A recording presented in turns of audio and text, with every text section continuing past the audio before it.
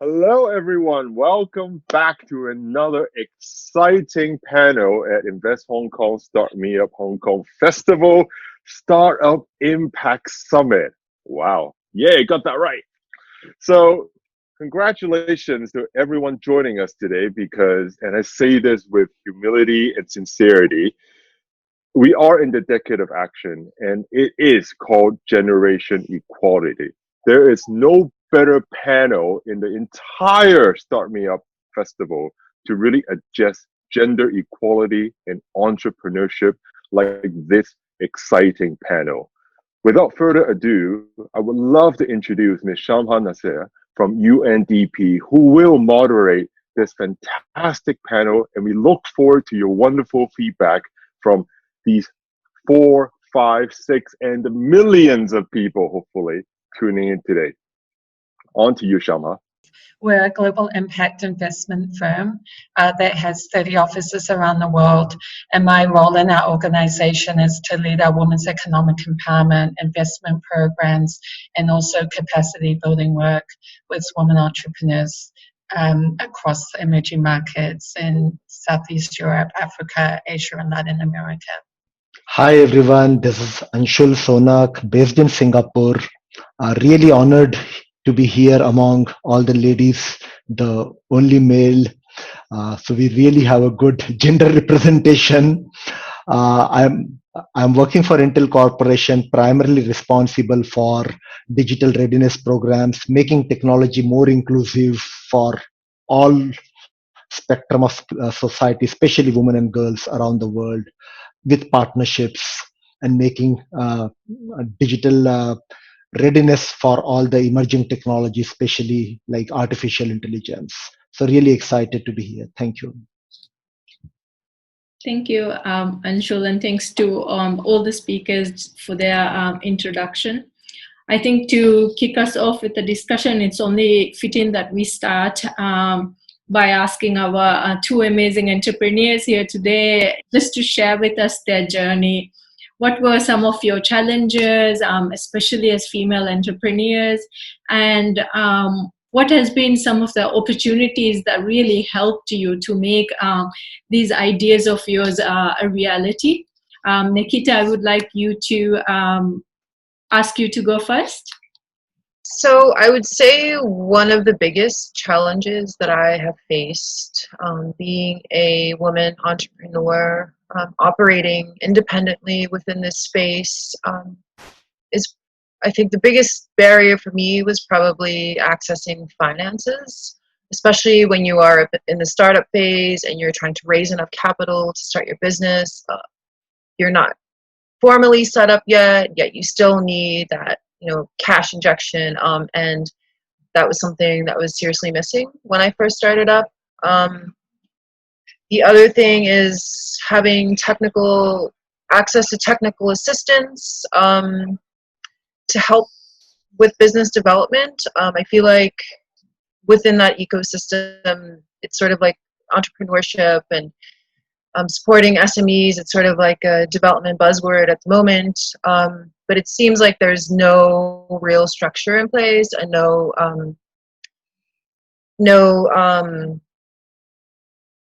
support in a technical sense that sort of caters to the startups, and also if you're in the scale-up phase, for scaling up as well. And I think if I had access to finances and also technical assistance during my startup phase, it would have made everything a lot easier. Thank you, Nakita. If I could also just ask what led you to sort of come up with this idea, and what was the driving factor for you to see through these ideas?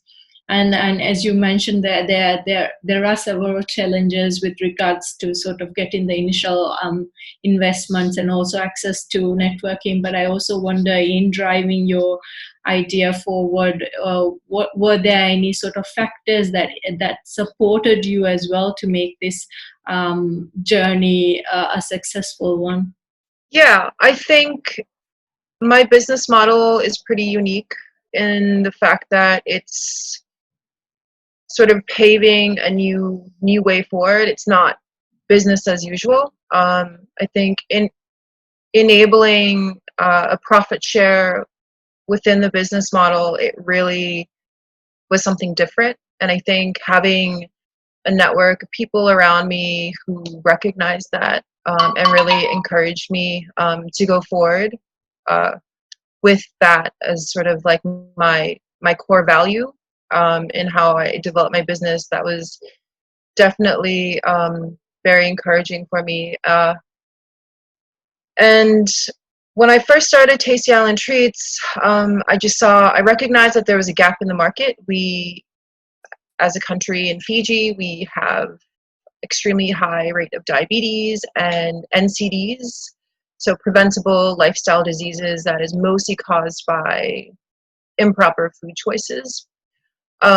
So having said that, and my grandmother, bless her soul, she was also she was sadly taken at an early age because of heart disease, and it was definitely due to poor diets. So I think me starting this business was definitely a reaction to that experience, but also as a mother, to be able to bring a healthy food product that I could feel good about giving my children, and also a response to just there being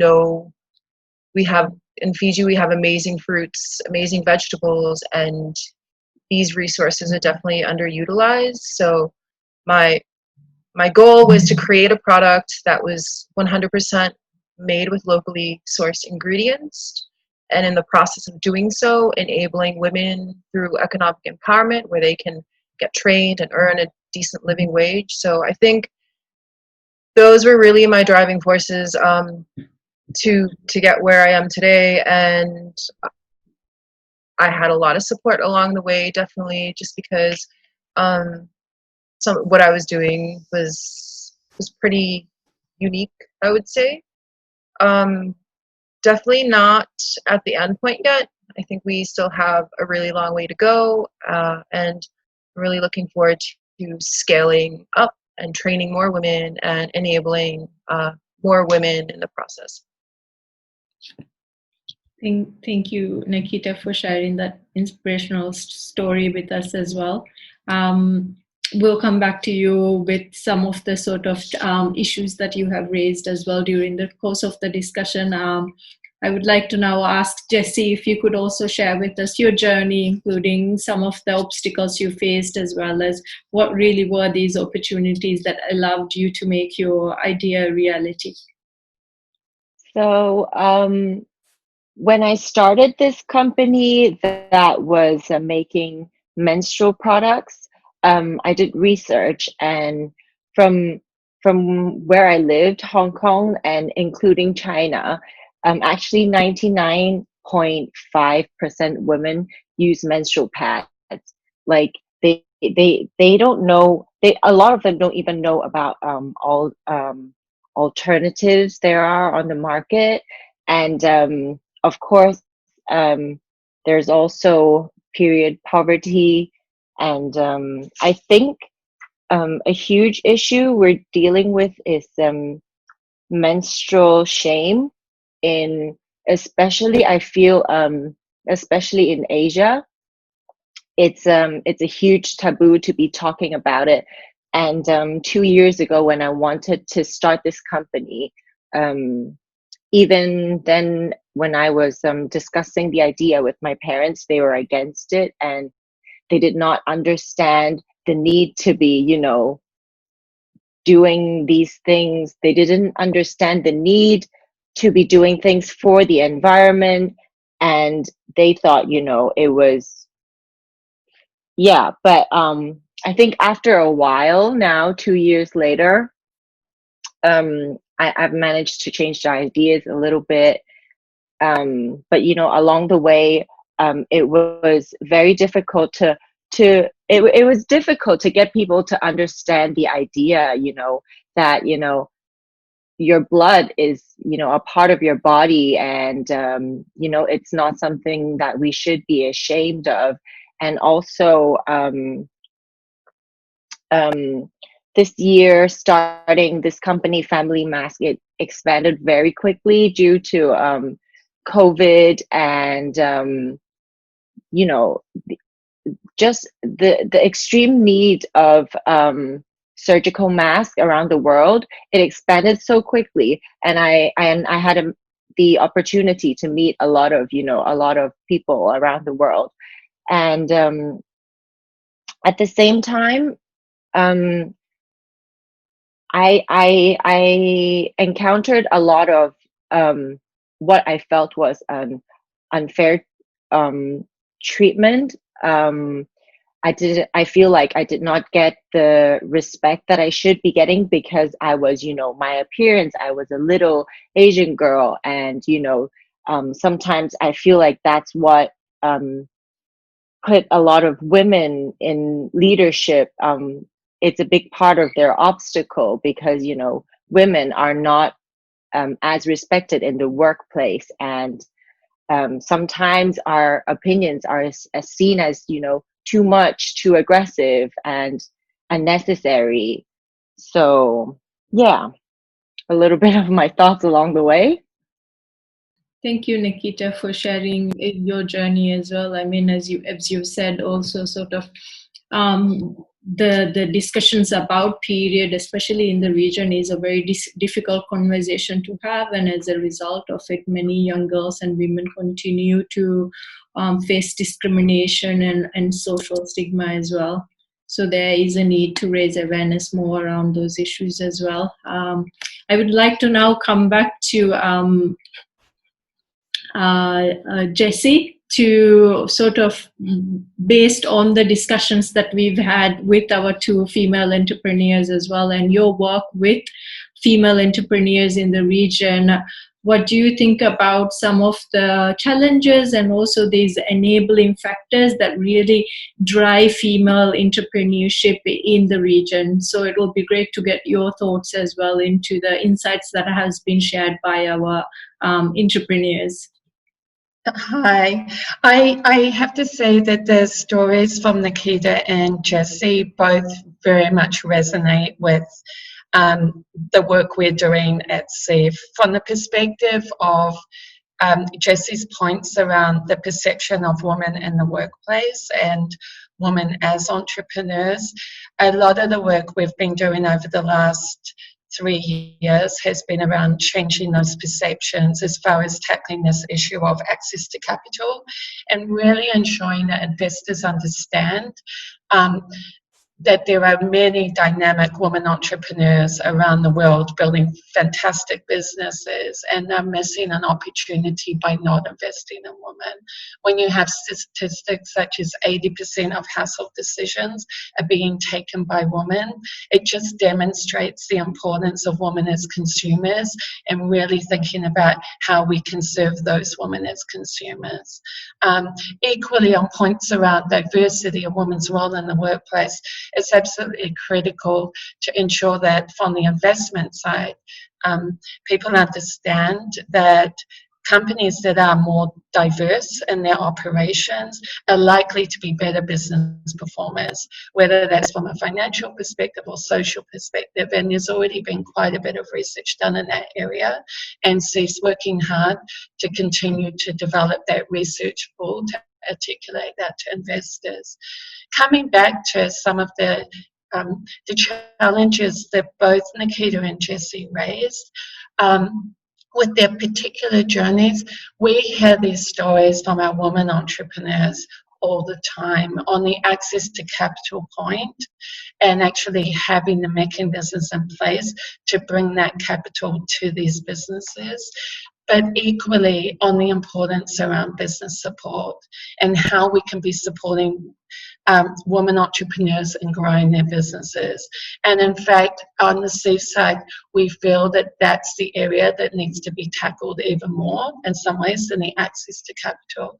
So that's why as an organisation, we both have our investment arm, but also an arm that really brings entrepreneurs together to help them solve business challenges together. And Um, I think my final comment, just being conscious of time, would be what we see the women entrepreneurs need is a long-term business partner. So they need to have stakeholders alongside them that very much believe in the vision of the business that they're seeking to build, and ensure at every step along the way the resources that are required for them to effectively execute on that vision are being provided. Because as an entrepreneur, like Nakita was saying, the needs that she had in startup phase are different from scaling phase. So actually knowing that there's a team around, both Nakita and Jessie that can help them on that journey is absolutely critical. And that's what we do with our investment programs when we're working with our women entrepreneurs. We're there as that long-term partner that they can brainstorm their ideas with. We can talk about sort of challenges that they're seeing and how we can solve those challenges together. Thank you, Jennifer, as well. Again, very interesting points raised about how can we sort of go further and using understanding the challenges that these female entrepreneurs face. How can we sort of provide additional support to ensure not only the current entrepreneurs but future entrepreneurs also are able to access this area as well. Anshul, now I would like to go to you in terms of course, again, from the panel discussions, we've heard the challenges, but I also want to look ahead a little bit and see how the future of work is also evolving, and to see what sort of future skills, especially young female entrepreneurs who are, or aspiring female entrepreneurs, that sort of the skills that they would need to have to ensure that they are able to sort of become and realize their full potential. Yeah, thank you. Before I comment on future scale, I just want to acknowledge what I heard from Jessie and Nakita. I mean, it's a very touching story, especially for a person like me who has a 10-year-old daughter, and you always think about how do you create more hope, more role models, more opportunities, and more importantly, how do you give them voice? So the stories like this, what we are hearing from Jessie and Nakita, we need to really amplify these stories, give them more voice so that millions of girls around the world who do not have those opportunities, who do not have those voice, which is a big issue, because women entrepreneurship is a wicked problem, but is a subset of a bigger problem which I see, which is where the future of work conversation has to go. Future of work conversation, I mean, 60% of the world work is done by women, but only roughly 2% odd income come to women. And when it comes to the actual asset building, it's even less than 1%. And that's what disturbs us. So the future of work, when you're seeing more disruption happening, the workforce is changing, the work task is getting automated, workplace has already changed because of COVID and automation and everything else, right? How do we really address this bigger wicked problem of gender gap? As a father of a 10-year-old girl, again, I can say, if World Economic Forum is saying that this will take 150 years worldwide to get gender gap addressed, I can't wait for 150 years. So we have to do something now. And that's where the role of industry, government, civil society, organizations like UNDP becomes even more critical to give Jessie and Nakita more voice. I mean, that would be my urge. And from that standpoint, I mean, that's the first point, right? Get them to stand up and speak their story. And that's a skill which is absolutely critical. So when we are getting to see this more automation, and which is making the impact of COVID and automation and everything at a macro level is pushing them further, right? And then it's becoming even harder for them to come back into the mainstream work, so to say. How do we give them more access, more opportunity, more voice? There are 2-3 key fundamental future skills which I think women has far better than male, but they get less opportunities to role model it. And we do a lot of this surveys or research on what are those future skills when we evolve this new human-machine partnerships and things like that. The first skill which comes in my mind is a resilience skill. what women do in home as a magic with the broader family, how do we really allow them to do that magic outside, not just in home, but in their own work? Every day, every woman display that resilience far better at home. How do we ensure that that resilience comes out? I mean, the resilience, the grit, the growth mindset, these are some of the fundamental ingredient DNA which every woman has. But the work outside, be it entrepreneurial work or the traditional livelihood work or the private sector work, doesn't encourage that to come out. And that's where giving them a voice is most important. So I would always place resilience and voice as very important future skill. It's not a future skill, it's all there. It's just that we have to create enabling opportunities, enabling environment to make it happen. Having said that, I mean, I think we also have to be very, very grounded to the reality. The world is changing. It will only change post COVID. So what Jessie and Nakita is doing, right? Uh, Access to finance, right regulations, right entrepreneurial opportunities.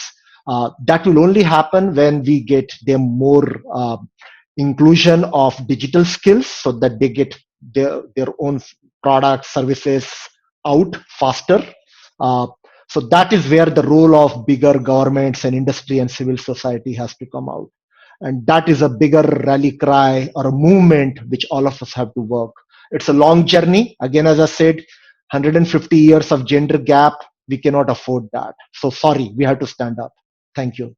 Thank you, Anshul. I think very valid points raised as well. And I think I would like to bring in both of our entrepreneurs now again, as you've said, looking ahead and based on some of the skill sets, what you really think are the sort of factors or support that you need to drive your ideas forward now from where you are now, and how do you see that being that impacting the employers you have, your community as well?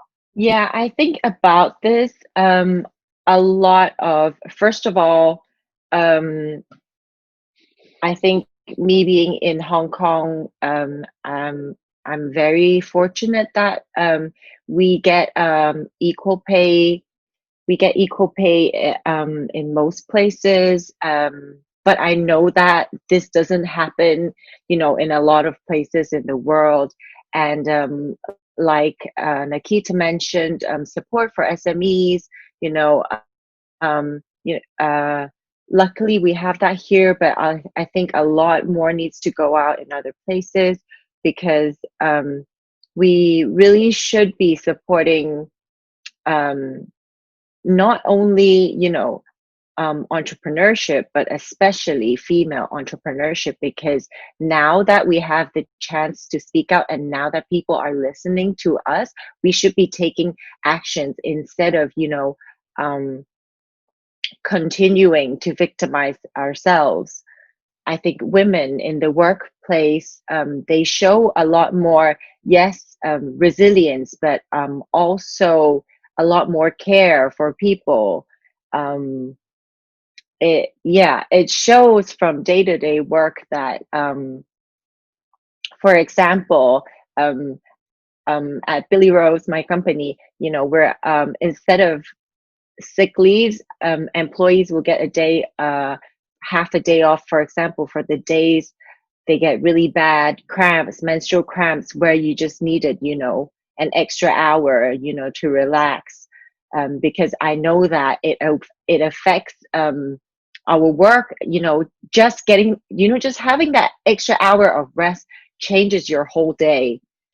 I know as a woman, because, and I think more attention should be paid on that. Yeah. Thank you, Jessie. I think Nakita, coming to you as well, looking ahead, right, especially in the context of COVID as well. How do you think your enterprise could continue to support the community as well as especially female employers? And again, bringing back to the issue of what do you think could be the sort of additional support you need to drive your business forward? Thanks, Shamha. I think in the face of COVID-19, I look at it definitely as an opportunity where we can create a safe working place for women to thrive in. And what I found, just sort of from talking to people within my network, is that there's always going to be underserved women in communities. And from my perspective, these women definitely need a helping hand up. Otherwise, the cycle of poverty continues.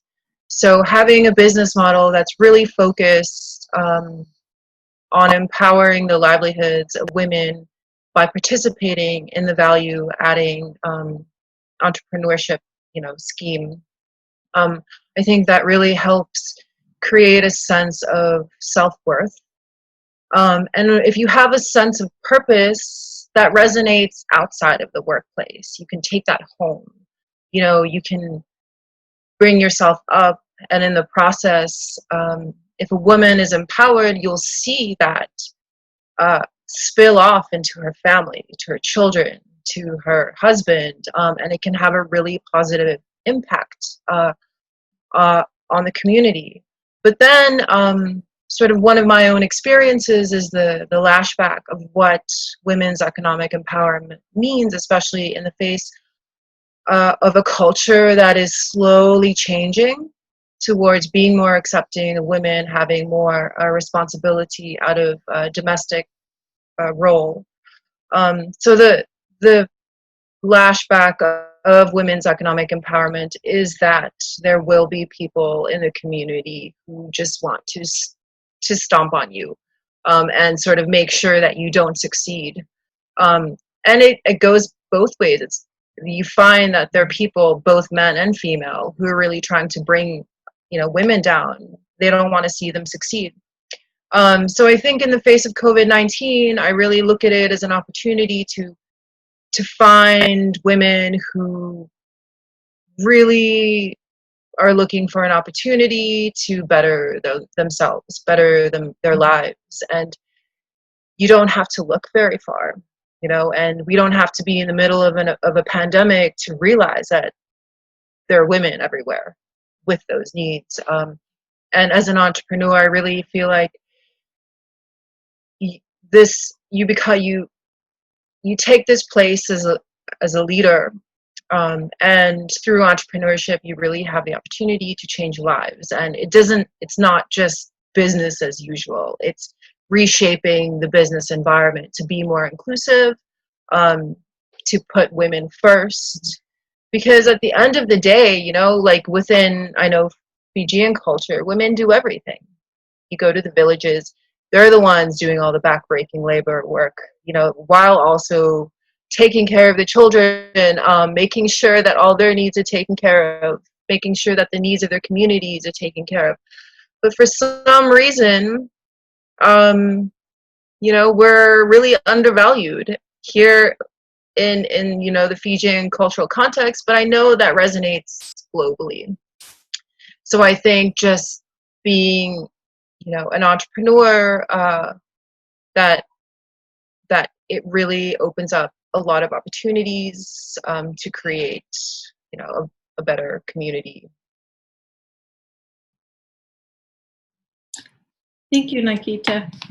Jennifer, I would just like to come to you as a last point as well. Again, given that you also work with a lot of female entrepreneurs, do you also see that in terms of their ideas are really born based on their everyday realities, and what drives them is this sort of what motivates them is really to make their communities better and create a positive change for the individuals, their families, and the communities that they are based in?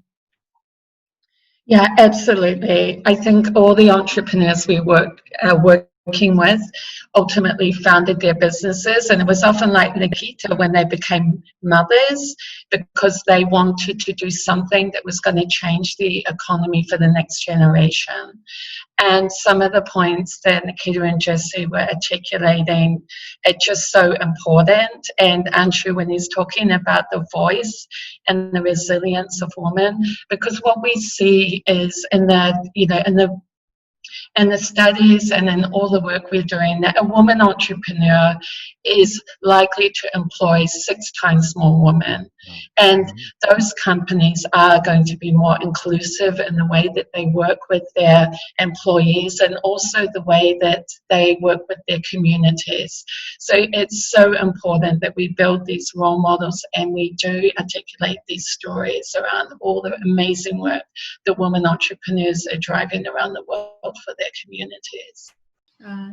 Thank you, Jennifer. Anshul, I think just again, one, if you wanted to bring in just one last point, again, just as I mentioned also in your experience when you work with young girls as well in terms of the digital skilling, what do you think motivates them or shapes their career ambitions to pursue a career in these fields? A lot of time a good peer role model helps. So if they hear stories like what Jessie and Nakita are doing, that would be a great point. I often see they not valuing their own good work or not chasing their own dream. If we can create an enabling environment whereby you start loving yourself first, value your own good work, right, and then take help of mentors and amplify, I think then sky's the limit. There's so much which we can do collectively. Thank you.